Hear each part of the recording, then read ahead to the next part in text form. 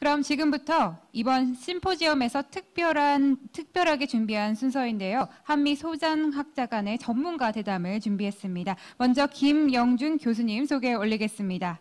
김영준 교수님께서는 미국 클레어몬트 대학원 대학교에서 국제정치 박사학위를 취득하셨으며 현재 경상대학교 정치외교학과 교수로 재직 중이십니다. 네, 그리고 함께 대담해 주실 마크 압돌라이안 박사님께서는 에이서타스 최고 경영자이자 클레어몬트 대학원 대학교의 교수로 전 세계 고위 의사결정자들에게 선진 빅데이터와 예측 분석을 제공하는 데 주력하고 계십니다. 지금 교수님 무대 위로 올라오셨는데요. 뜨거운 박수로 환영해 주시기 바라겠습니다.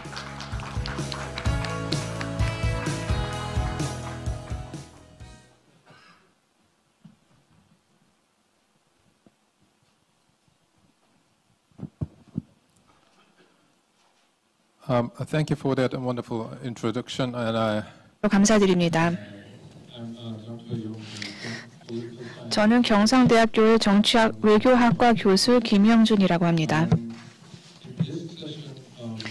이번 세션에서 저희는 영어로 진행을 하기로 했는데요. 예, 그러다 보니까 세션 전체가 영어로 진행되는 점 알려드립니다. 이번 대담의 제목은 바로 미중 기술 냉전입니다. 지난 몇 년 동안 미국과 중국 양국은 여러 국면에서 첨예한 대치 상황에 있었습니다.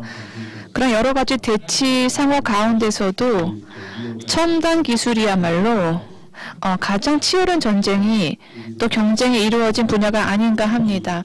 왜냐하면 첨단 기술만큼은 서로 간에 양보하기가 힘들기 때문이죠. 왜 그런가? 오늘날 우리가 살고 있는 세계의 특징은 두 가지를 꼽자면 이렇습니다. 첫 번째는 디지털이고 두 번째는 네트워크입니다. 그리고 이 두 개의 키워드가 오늘날의 시대를 규정짓고 있으며 우리의 미래를 규정짓고 있기도 합니다. 디지털화되고 네트워크화된 세계에서 우리 모두의 행동과 행태가 문자가 됐든 포털 검색이 됐든 아마존 서핑이 됐든 이런 모든 행동과 행태가 디지털 데이터 포인트로 변환이 되게 됩니다. 그리고 디지털 데이터 포인트라고 하는 것은 쉽게 정보를 추출할 수 있는 부분이죠. 개인, 기관, 그리고 정부에 대한 정보도 네트워크를 통해서 쉽게 추출할 수 있습니다. 그리고 데이터와 정보를 추출한 자는 행동 분석을 쉽게 할 수 있고 그 행동 분석을 토대로 한 개인과 기관과 정부의 또 행동에 특정 영향을 미칠 수가 있는 것이죠. 그러니까 디지털 데이터를 네트워크와 융합시키는 기술은 그만큼 상당한 영향력을 앞으로 지니게 될 것입니다. 어떤 형성할 수 있는 힘, 즉 사람들의 결정을 좌우할 수 있는 힘, 사람들의 행동을 좌우할 수 있는 힘, 그리고 전 세계가 작동하는 방식 자체에 영향을 줄 수 있는 힘인데요. 정말로 막강한 힘이 아닐 수가 없습니다. 그러다 보니까 정부와 여러 기술 기업들이 AI라든가 사물 인터넷이라든가 퀀텀 컴퓨팅, 양자 컴퓨팅, 그리고 5G, 6G 네트워크 등에 투자를 하고 있는 것이죠. 이 모든 것들이 바로 미래를 결정질 중요한 요소들이기 때문입니다. 미래, 그리고 전 세계에 영향을 줄 수 있는 부분입니다. 어떤 사람들은 상업적인 목적으로 또 다른 목적으로 사용하고 있는데요. 중국 같은 경우에는 전 세계 시장에 대한 영향력을 확산하기 위해서 기술에 투자를 하고 있습니다. 너무 빠른 속도로 중국의 기술이 확장이 되고 확산이 되고 있고 미국 정부는 단순히 중국의 상업적인 목적 이외의 숨은 동기가 있다라고 얘기하고 있죠. 중국의 기업과 중국 정부가 협력을 하고 있고 이 기업이란 화웨이, 틱톡, 그리고 스미크입니다. 이런 중국 기업들이 기술을 무기화하고 있다. 중국 정부 감독하에서 무기화하고 있다고 미국은 주장하고 있고요. 이런 중국의 기업들이 그래서 미국으로부터 상당한 압박을 받고 있습니다. 그리고 중국 정부와 중국 기업들은 이런 모든 주장을 완강하게 부인하고 있죠. 이런 상황에서 미국과 중국 간에 계속해서 이제 치열한 싸움이 전개되고 있는 것입니다. 이런 상황에 맞이해서 저희가 오늘 미국에서 오신 전문가분을 모셨습니다. 마크 압둘라이언 교수님을 소개해 드리도록 하겠습니다. 압둘라이언 박사님 안녕하십니까? 예, 교수님 안녕하십니까? 잘 지내십니까? 예, 좋습니다. 로스앤젤레스에서 여러분을 지금은 밤 시간인데요. 여러분 모두 반갑습니다. 한국은 거의 오전 11시 30분이어서 정오가 가까운 시간입니다. 박사님을 모시기 전에 박사님을 먼저 소개해 드리도록 하겠습니다. 마크 압둘라이안 박사님은 에이서타이스사의 CEO이십니다. 의사결정 인텔리전트를 기반으로 민간 그리고 공공 부분에 컨설팅을 해주는 기업이고요. 전 세계에 클라이언트를 두고 계시는데 유럽, 미국, 중국, 한국 등의 클라이언트를 두고 계시고 유엔과 월드뱅크, 세계은행도 컨설팅을 해주신 경험이 있습니다. 지금 현재 압둘라이안 박사님께서는 클레먼트 대학원 대학교의 교수로 재직을 하고 계십니다. 박사님께서는 테드톡스에 여러 번 출연을 하셨고요. 빅데이터와 관련된 강연, 또 AI와 또 데이터 분석과 관련된 주제로 말씀을 해주셨고 이 부분들이 박사님의 전문 분야이기도 합니다. 압둘라이안 박사님 미중 간의 기술 경쟁과 함의에 대해서 오늘 말씀을 부탁드렸습니다. 그러면 박사님께서 먼저 말씀을 하시고 그 이후에 저희가 또 토론을 진행하도록 하겠습니다. 그럼 박사님을 모시도록 하겠습니다. 교수님 감사합니다. 네, 문정인 이사장님, 예, 이인영 장관님, 신상희 의장님, 변성환 행정부주장님, 김현대 대표이사님, 그리고 참석하신 여러분 모두 2020 한겨레 부산 국제 심포지엄이 성공리에 개최되기를 진심으로 기원을 드립니다. 그리고 제가 여러분과 함께하고 저의 인사이트와 경험을 공유할 수 있는 이 자리에 오게 되어서 진심으로 감사드립니다. 미국, 중국, 그리고 한국 그리고 기업들 또 정책 이방가들에게 도움이 되기를 바랍니다. 교수님께서 말씀을 하셨지만 저희가 최근에 신문 기사를 볼 때마다 미중 간의 신냉전 2.0이 곧 전개될 것이다라는 소식이 들려옵니다. 금융, 시장 모든 분야에서 미중 간의 경쟁이 일어나고 있고 그러다 보니까 많은 국가 지도자와 비즈니스 리더들 또 정책 입원가들이 이런 대대적인 변혁을 겪고 있는 것입니다. 화웨이 거래 금지, 틱톡 매각, 또 AI와 양자 컴퓨팅에서의 미중 간의 경쟁 등 또 국제 표준 등 이런 모든 상황들이 미중 간의 경쟁의 핵심에 있습니다. 그러다 보니까 어떤 대안적인 미래가 가능할 것인지, 즉 미국과 중국이 적대적인 국면으로 들어서서 냉전의 구도를 형성하게 될 것인지, 그래서 경쟁적인 환경이 심화될 것인지 아니면 공동 번영과 협력을 향해 갈 것인지에 대해서 많은 이야기들이 오고 가고 있는 상황입니다. 하지만 코로나 사태에서도 우리가 알게 됐지만 질병의 근본 원인을 치료하는 것이 중요합니다. 그래서 저는 과학자이자 또 진단을 하는 의사와 같은 입장에서 제가 말씀을 드리고자 합니다. 다음과 같은 질문을 먼저 던져봐야겠죠. 원인이 무엇인가? 근본 원인이 무엇인가? 그리고 우리가 지금 목격하고 있는 모든 상황들의 근저에는 무엇이 있고 왜 미중 간의 기술 경쟁이 있는 것인가라는 질문을 던져보았습니다. 지오테크놀로지라는 단어를 통해서 한번 생각해 보겠는데요. 기술, 시장, 그리고 정치, 21세기를 좌우할 것이라고 생각합니다. 이러한 맥락에서 저는 4가지 영역에 대해서 먼저 말씀을 드리고자 합니다. 첫 번째로 기술이 확산이 되면서 새로운 혁신과 기술 혁신이 가능해지고 있습니다. 그렇게 함으로써 우리가 평가하고 생각하는 방식 자체가 이제 변모하고 있는 것이죠. 여기에 대해서 말씀을 드리겠고 그 다음으로 시장의 다이내믹이 어떻게 바뀌고 있는지에 대해서 말씀을 하겠고요. 이렇게 함으로써 과거와는 어떻게 다른, 즉 냉전 시대와는 다른 프레임들이 어떻게 창출되고 있는지에 대해서 말씀을 드리겠습니다. 세 번째로 국제 질서 자체가 바뀌고 있고 다른 영향력의 그 범위들이 창출이 되고 있습니다. 국내 정치적인 어젠다들도 서서히 바뀌고 있습니다. 그리고 마지막으로 이런 식의 그 근저에 있는 이 다이내믹스 역학을 분석을 해서 그런 분석을 기초로 해서 4가지 핵심적인 전략에 대해서 이야기를 해보겠습니다. 그러면 기술에 대해서 먼저 얘기를 해볼까요? 여러분 아시다시피 지금 전 세계는 그 기술적인 혁신과 또 혁명을 겪고 있습니다. 머신러닝, AI 그리고 스마트가 그 접두사로 모든 것에 붙고 있습니다.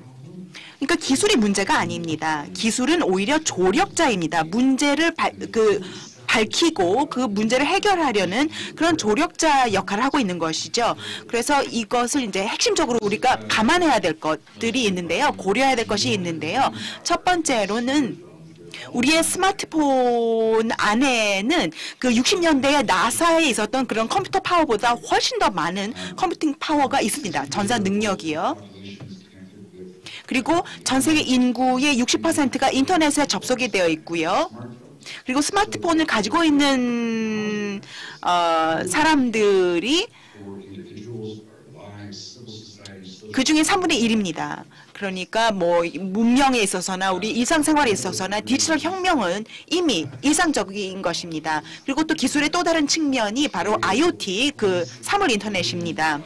지금 260억 가지의 그 물건, 사물이 인터넷으로 연결이 되어 있습니다. 그러니까 우리가 이런 것을 다 제어할 수가 있다라는 거죠. 그렇게 함으로써 우리가 뭐 자율주행 자동차나 아니면 여러 가지 시스템을 만들어낼 수가 있다라는 것이고요. 그리고 또 우리의 일상적인 그런 행동에 훨씬 더 영향을 미칠 수 있는 그런 여지가 열렸다라는 것입니다.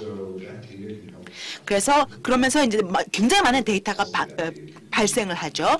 그래서 이런 데이터가 좀 악용이 될 수 있는 여지도 있습니다. 그리고 활용할 수 있는 용도는 무궁무진합니다. 그래서 이제 이런 것 때문에 한국이든 중국이든 어디에서든 기업들이 돈을 벌 수 있는 방법이 훨씬 더 다양해졌고요. 더 많아졌습니다. 그리고 또 이런 기술 발전이 훨씬 더 빨라지고 있다는 것이 또 하나의 특징입니다.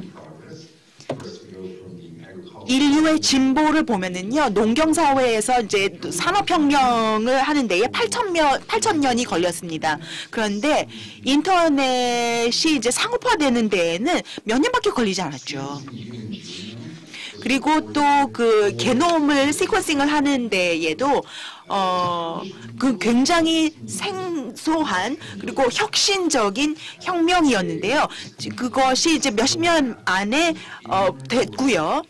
성공적이고요. 그리고 3일 만에 뭐 2,000불 정도만 내면은 그 게놈 시퀀싱을 할 수가 있습니다. IoT, AI 뭐 이런 것들을 보면은요, 이제는 세상을 예전의 눈으로 볼 수는 없다.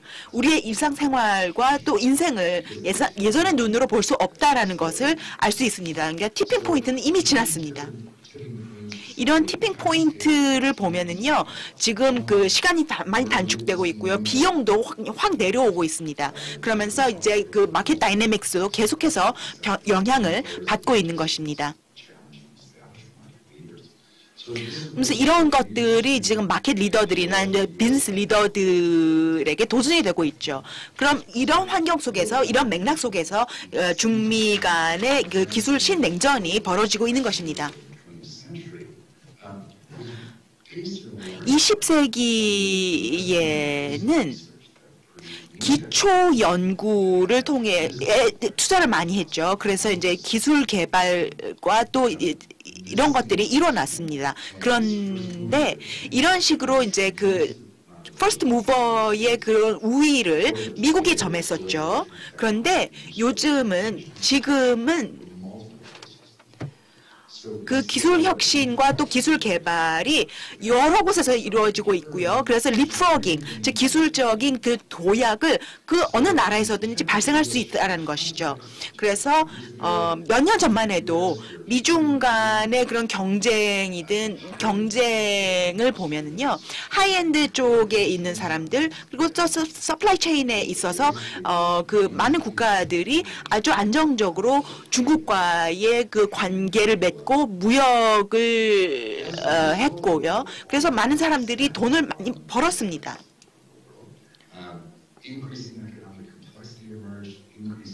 그러면서 그 세계가 점점 더 연결이 되고 또 학술적으로는 조금 더 안일한 그런 태도가 생기기도 했고요. 그리고 무역 관계를 통해서 이제 무역으로 돈을 많이 벌게 되면서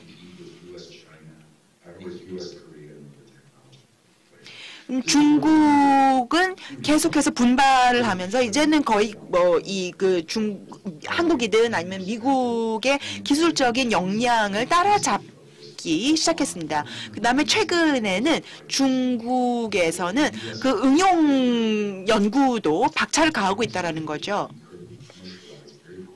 그리고 이것을 2, 3년 만에 바로 상업화할 수 있는 그런 역량도 갖추기 시작했습니다. 그래서 그 오늘날의 그 지오테크 경쟁을 보면은요, 한국이든 미국이든 유럽에서든 이 공급의 포트폴리오를 다시 봐야 하는 그런 입장에 처해 있다는 것입니다. 그뿐만 아니라 또 관건은 김 박사님께서도 말씀하셨던 것처럼 새로운 영향력이 많이 등장을 했죠. 부상을 했죠. 우리의 경제 활동의 플랫폼이 계속해서 변하고 있습니다. 그리고 여기에 굉장히 많은 사람들이 그리고 많은 세력들이 영향을 미치고 있고요. 그리고 서로 경쟁을 하고 있습니다. 5G든 아니면은 국제 표준이든 뭐 여러 지점에서 좀 중미 간의 경쟁이 있는데요. 이것이 또 정치와도 연결이 되어 있습니다. 제가 과거에 그 중국과 관련해서 중국의 경제적인 부상을 예측하는 그런 글을 많이 썼는데요. 별로 환영을 받지는 못했습니다. 그런데 되돌아보니까 제가 그때 맞았다라는 그 생각이 드니까 좀 보람은 느끼지만요. 중국은 생산성을 올리고 그다음에 이제 그러면서 국가의 그 국제 질서, 국제 사회에서의 정치력도 올라가고요. 뭐 이런 것은 그 정상적인 그런 트랙입니다. 뭐 독일이든 아니면 독일이든 한국이든 다 그 경로를 지나왔습니다. 그러니까 중국도 그 전형을 밟고 있는 것이죠.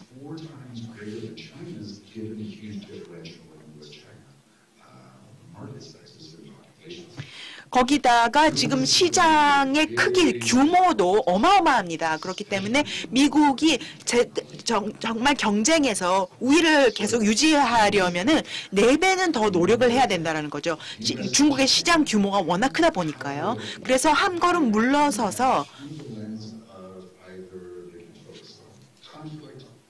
갈등에 초점을 맞출 것인가, 경쟁에 초점을 맞출 것인가, 협력에 초점을 맞출 것인가에 따라서 좀 다르게 볼 수가 있을 것입니다. 뭐 갈등에 있어서는 일방적인 그런 이 전략을 할 수가 있고요. 아니면 거래주의로 갈 수도 있고 일방주의로 또 갈 수도 있겠습니다. 그런데 경쟁으로 보면은 뭐 어느 정도는 공동의 목표를 향해서 선의 경쟁을 하면서 같이 간다라는 거죠. 그러니까 전략적인 경쟁을 하면서는 효율성은 올라갈 수가 있습니다. 그러면서 거기서 이득을 취할 수 있는 모두 이득을 취할 수 있죠. 그다음에 이제 협력으로 가면요. 그러면은 이제 그 규범이나 뭐 제도가 있을 것입니다. 이런 제도와 규범을 통해서 함께 모여서 시너지를 내는 것이죠. 그러니까 단독으로 할 수 있는 것보다 훨씬 더 큰 효과를 시너지를 통해서 낼 수 있다라는 것입니다. 그러니까 협력을 통해서 이제 공공재를 함께 만들어낼 수가 있다라는 거죠. 단독으로는 만들어낼 수 없는 그런 시너지 효과를요. 뭐 예를 들어서 코로나 백신을 개발하는 데 있어서는 이제 협력을 할 수가 있죠. 그것이 가장 단적인 예가 되겠습니다. 협력의 예가요. 그래서 AI나 5G나 아니면 IoT나 이런 데 있어서는 기술에 초점을 맞추면은 그 경쟁을 하고 있는데요. 이러한 사안에서 어떻게 중국과 미국이 관계를 맺을 것인가, 이것은 우리가 봐야 할 것입니다. 뭐 이 경쟁 쪽으로 이제 많이 기울는 것을 트럼프 행정부에서는 볼 수가 있었는데요. 지금 바이든 행정부에서는 경쟁과 또 이 협력을 좀 균형을 잡을 것 같습니다. 이 경제 성장이라는 것은 모든 정치인들의 키워드입니다. 경제 성장이 그만큼 중요하죠. 물론 경제적인 또 안보적인 차원에서 경쟁이 있겠죠. 하지만 경제적인 이득이 또 경제적인 공급이 이루어지게 되면, 그리고 이것이 정치적인 안보에 대한 요구보다 더 커지게 되면 정말 지오테크 냉전을 모면할 수도 있는 것 아니겠습니까? 결국은 하나의 대안적인 미래가 있는데요. 첫 번째로는 다자주의로 다시 회귀하는 것입니다. 그렇게 하면서 다양한 안보 이해관계를 유지하고 다양한 어떤 경제적인 영향력의 범위들을 갖는 것이고요. 반대로 경쟁과 협력으로 인해서 주어지는 것들이 그들의 혜택이 그렇게 크지 않다면 탈동조화와 일방주의, 유니래터럴리즘이 지속되게 되겠죠.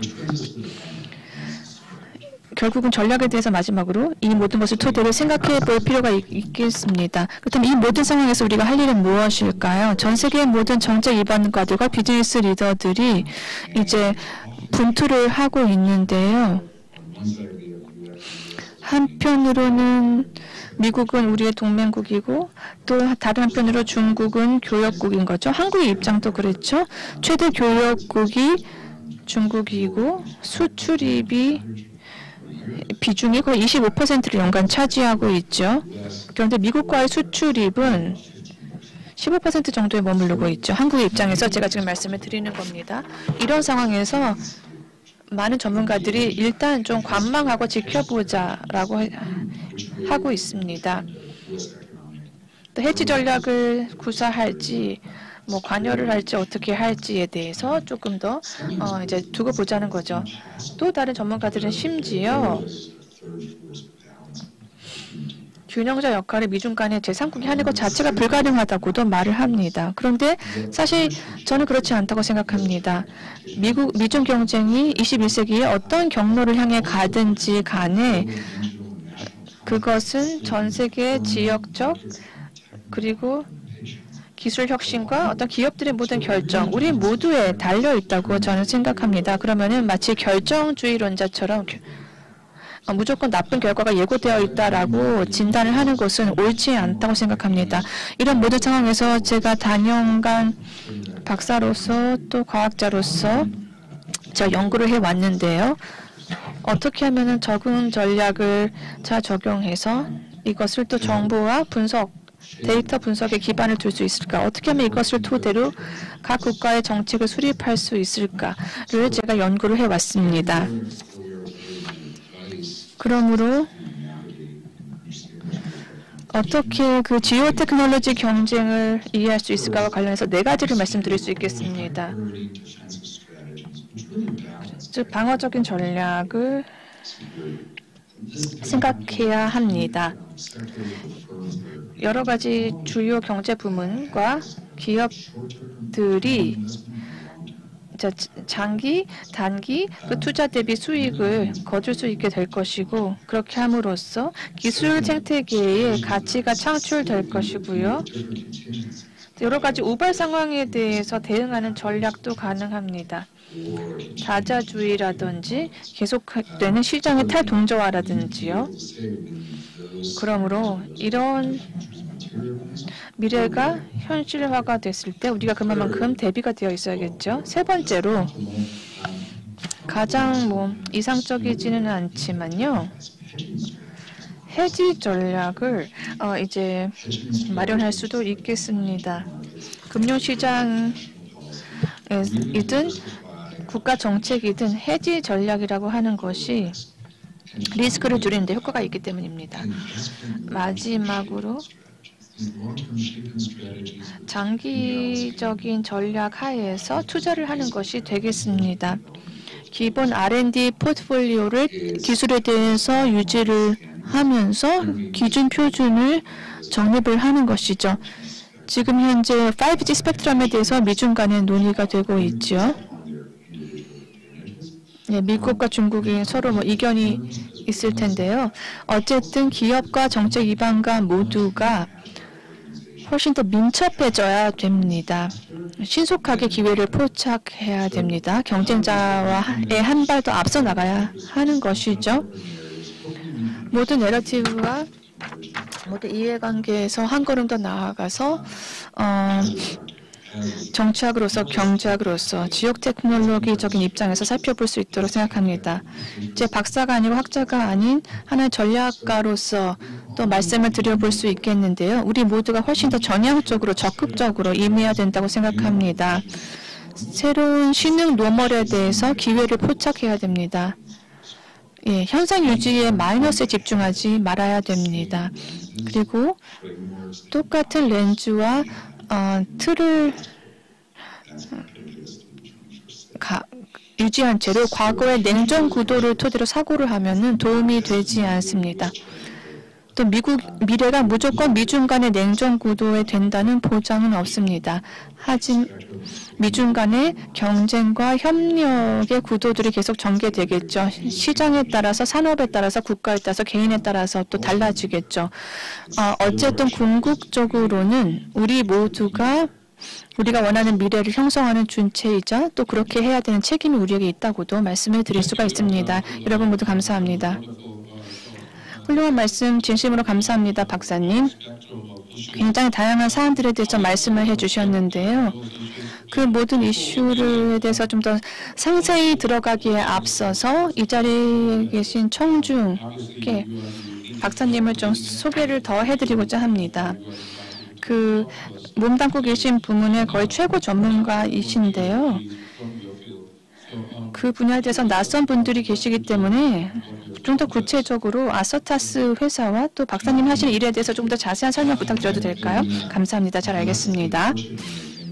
제가 감사하게도 여러 해 동안 정치학과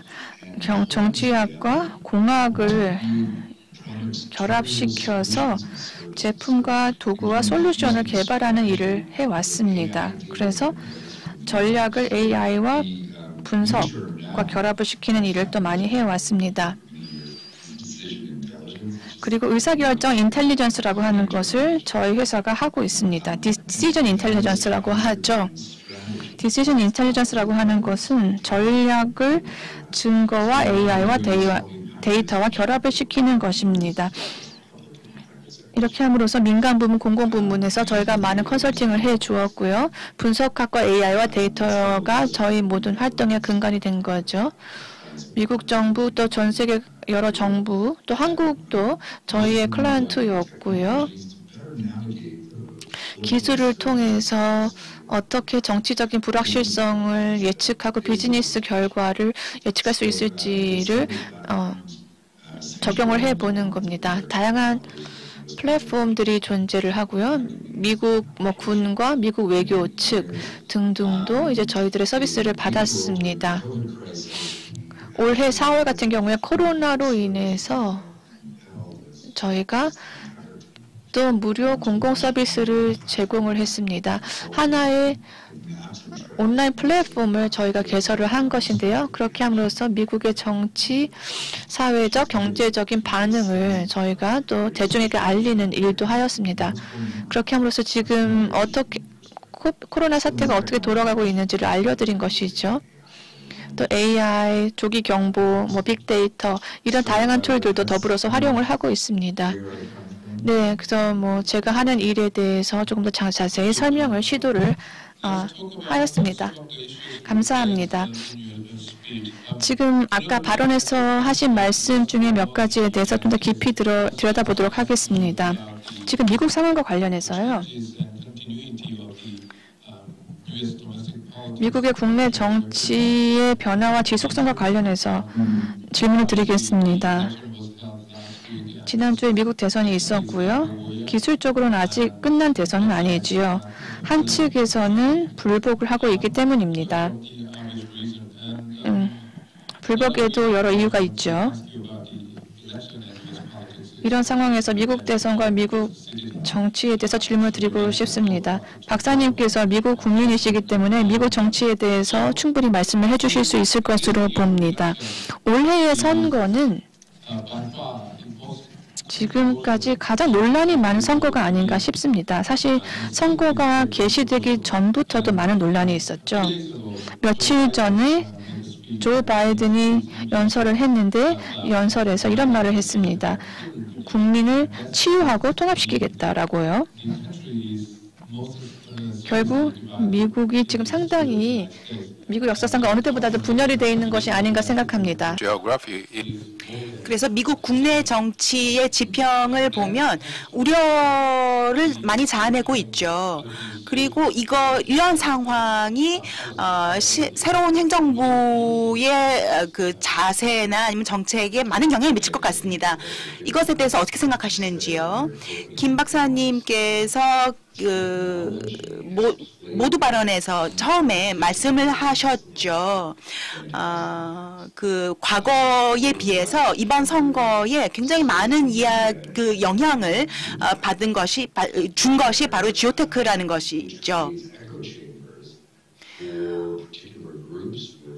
그리고 또 어떻게 보면은 여러 신념이 더 많이 확산될 수 있는 확성기 역할을 할 수 있는 그런 기술도 많이 발전을 했습니다. 그래서 SNS가 그런 역할을 하고 있는데 미국인으로서 미국에 살면서 이런 것을 지켜봐 왔는데 기술이 정말 굉장히 큰 영향을 미친 것은 확실합니다. 사실입니다. 선거에 대해서 불복이냐 아니냐 굉장히 많은 논쟁이 앞으로도 좀 있을 것으로 예상이 되는데요.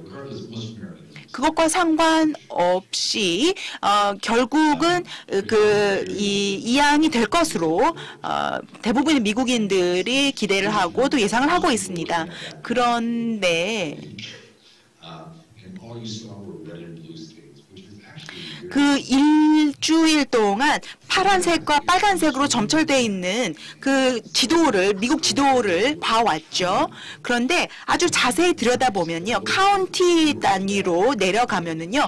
파란색, 빨간색이 아니라 빨간색과 파란색의 각각 퍼센티지를 보면은요. 결국은 다 뒤섞여 가지고서는 보라색이 더 많습니다. 그러니까 소셜 미디어가 극단주의를 좀 부채질하긴 했지만 사실 대부분의 미국인들이 그렇진 않다라는 것이죠. 그러니까 극단으로 치닫는 그런 미국인들이 그렇게 많은 것은 아닙니다. 좀 대부분의 대도시에서는 선거인단이 이제 민주당 쪽으로 기울기는 했지만요. 일상생활의 가치관이나 이런 것들이 농촌과 도시는 좀 다를 수밖에 없고 또 세계와 또 미국의 도시들은 다를 수밖에 없습니다. 저는 여기서 미국에서 태어나고 또 자랐는데요. 이 글로벌 서플라이 체인의 그 경제적 가치를 잘 알 수가 없었습니다. 그런데 지금은 LA에서 살면서 그것을 느낄 수밖에 없죠. 피부로 와닿을 수밖에 없죠. 그래서 그 차기 행정부는 사회적으로나 정치적으로뿐만 아니라 경제적으로 미국인들을 단결시켜야 합니다. 통합시켜야 할 것입니다. 이런 글로벌 서플라이 체인에 대한 시각을 키울 수 있도록 말이죠. 그러면은 지금 IT 산업에 대해서 이야기를 해보겠습니다. 미국과 중국이에요. 미국에 대해서 지금 초점을 많이 맞춰왔는데요. 이번엔 중국으로 시선을 돌려볼까요? 우리 다 알고 있다시피 장기적인 전략에 있어서는 중국이 선수입니다. 시진핑 주석도 여러 가지 장기적인 계획과 또 목표를 내놨습니다. 세계를 메이드 인 차이나로 2025년까지 만들겠다 뭐 이런 선언도 했죠. 그러면서 또 한 가지 초점을 맞추는 계획이 주력을 하고 있는 계획이 한 2년 반 정도 집중해왔던 계획이죠. 이런 전략을 계획해서 ICT와 관련해서 즉 통신 IT와 관련해서 어떤 전략을 내놓겠다라고 했는데요. 이런 그 통신 산업에 대해서 정보통신 산업에 대해서 중국의 정보통신 산업에 대해서 얼만큼 말씀을 해주실 수 있는지요. 그리고 이 중국의 정보통신 산업이 세계에 어떤 영향을 미치고 또 중미 관계에는 어떤 영향을 미칠지요. 아주 좋은 질문 해주셨는데요. 더 많은 연구가 필요합니다. 하지만 말씀하셨다시피 그 외 장기적으로 볼 때는 정책적인 목표가 굉장히 다릅니다. 중국이요. 메이드 인 차이나 2025년이 됐든 2035년이 됐든 투자입니다. 기술에 대한 투자 그리고 또 국제 표준화에 대한 투자가 되는 거죠. 그래서 중국의 기술이 이제 국제 표준으로 사용이 될 수 있도록 하는 것입니다. 그것이 목표이죠. 그래서 정부가 굉장히 많이 개입을 하고 있다라고 우리가 이야기를 많이 듣고 있는데요. 지금 반대 입장에서 보면은요, 좀 미국에서도 뭐 세제 혜택이 굉장히 많고요. 어떤 특정 기술이나 뭐 시장 개척을 하고 있는 그런 특정 기업이나 사업에는 세제 혜택을 많이 주고 있습니다. 이런 인센티브를 많이 주고 있습니다. 그러니까 중국도 마찬가지로 이렇게 기술 개발에 박차를 가하고 또 국제 표준화를 위해서 굉장히 노력을 하고 있는데요. 이런 것들이 비용은 점점 더 저렴해지고 있습니다. 그리고 또 시장 접근권도 훨씬 더 비용이 저렴해지고 있습니다. 이것이 옳고 그름의 문제는 아니라는 거죠. 그렇게 함으로써 중국은 기술 표준화를 더 비용을 낮출 수가 있습니다. 그런데 반대로 미국에서는 전혀 다른 제품을 제시하지 않는 이상 그런 비용 비용 최소화에 있어서는 중국과 경쟁을 할 수 없을 것입니다. 그러니까 이제 가격 경쟁은 좀 어려울 수 있다라는 거죠. 그래서 지금 중국에서는 이렇게 그 M&A를 많이 할 것이고요. 그리고 조인트 벤처도 많이 할 것입니다. 5G뿐만 아니라 바이오메디컬, 디지털 커런시, 즉 디지털 통화, 그리고 또 여러 분야에서 이런 중국의 M&A와 조인트 벤처가 많아질 것으로 예상이 되고 있습니다. 그러니까 중국 정부가 어떤 특정 정보통신 산업의 부문이나 분야를 선택을 해서 거기에서의 국제 경쟁력을 키우는 것이죠. 그런 것이 이제 그 계획이라는 거죠. 그렇다면은 바이든 행정부는 중국의 그런 전략에 맞서서 경쟁을 할 수 있을까요? 좀 의구심이 듭니다. 지금 바이든의 그 정책을 지금 예의주시하고 있는데요. 그 중에서 그 주목을 끄는 것이 하나 있습니다. 바로 Made in All of America라는 정책입니다. 그러니까 좀 아직까지는 구체적인 그런 것이 나온 것은 아니지만요. 미국의 정보통신 산업에 대한 것은 틀림없습니다. 그렇다면은 그 Made in All of America policy에 대해서는 어떻게 생각하시는지요? 아주 좋은 질문이신데요. 지금 차기 행정부는 정치적으로나 사회적으로 뿐만 아니라 경제적으로 미국을 단결시켜야 된다라고 아까 말씀드렸죠. 그러니까 20세기의 제조업 중심의 그리고 또 인력 집약적인 그런 산업에서 21세기 경제로 미국을 이끌어내야 할 것입니다. 서비스나 아니면은 이 정보 기반의 그런 사회로 그 경제로 전환을 해야 된다는 거죠. 그것이 차기 행정부의 이 과제일 것입니다. 그렇다면은 여기에서는 문제라기보다는 기회가 굉장히 많이 생길 수 있을 것입니다. 기술 분야에서의 경쟁을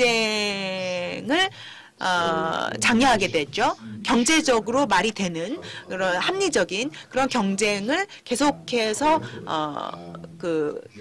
강화시킬 것입니다. 그리고 기업의 입장에서는 재정적으로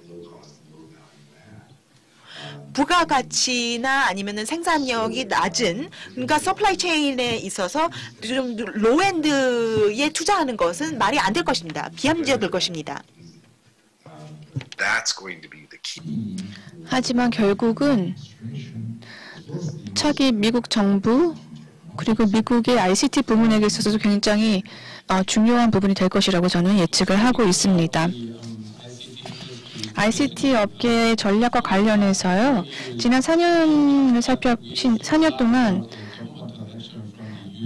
미국의 정부 차원의 그 대중기업에 대한 많은 행동들이 있었습니다. 또 중국의 정책과 전략에 대해서 미국이 많은 대응을 했는데요.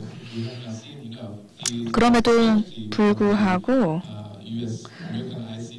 미국의 ICT 업계 자체적인 전략은 적극적이지 않았다고 생각합니다.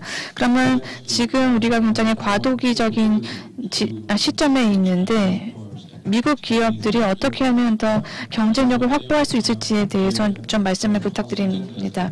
관련해서 또 정책 아젠다가 있거나 전략이 있다면 말씀 부탁드리겠습니다. 지금 상당한 기회를 우리가 마주하고 있다고 말씀을 드릴 수가 있습니다. 단순히 ICT 업계뿐만 아니라 미국 기업 전반에게 상당한 기회가 주어지고 있습니다. 미국 상공회의소의 업적을 봐도 알 수가 있고요. 어쨌든 ICT 부문 그리고 5G를 한번 살펴볼까요? 지난 4년간의 미국 행정부에서는 화웨이 거래 금지 등이 있었고 노키아 인프라 등등에 치중을 해왔고 또 표준 수립과 규칙 수립에 치중을 해왔습니다. 그런데 바이든 행정부 하에서는 이런 노력이 지속이 되기는 할 거라고 생각을 합니다. 미국 서구와 US 웨스트와 삼성이 또 미국의 중요한 인프라를 제공할 수 있는 기회가 왔다고 생각합니다. 또 상당한 규모의 또 협정을 양측 간에 최근에 맺은 것으로 알고 있고요. 그러므로 핵심 인프라는 미국이 주도할 것이고 2차적인 인프라는 시장 주도로 전개되지 않을까라고 예상을 하고 있습니다. 또 인터넷에 대해서도 마찬가지의 설명을 할 수가 있겠는데요. 여러 인터넷과 디커플링이 결합이 됐다면 바이든 행정부 하에서는 이런 동향을 좀 다른 방향으로 끌고 나가면서 국가적인 저력을 유지하고자 할 것입니다. 또 AI, 양자칩 등등에 대해서도 많은 노력이 있고 또 기회들이 존재하고 있다고 생각합니다. 그래서 바이든 정부 하에서 많은 기회가 있다고 생각을 하고 있습니다.